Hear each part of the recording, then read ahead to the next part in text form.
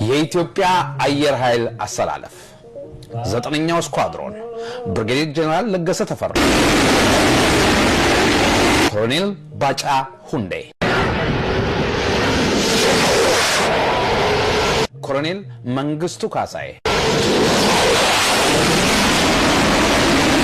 ኮሎኔል በዛብህ ጴጥሮስ፣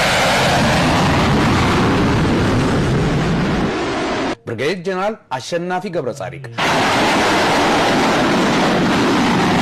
መቶ አለቃ አፈወርቅ ኪዳኑ ናቸው።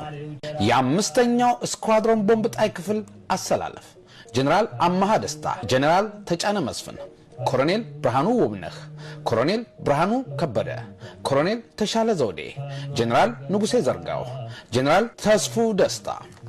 የቦምብ ጣይ ስኳድሮን ካምቤራ B52 ጀነራል መስፍን አይሌ፣ ኮሎኔል አሰፋ መክብብ ናቸው።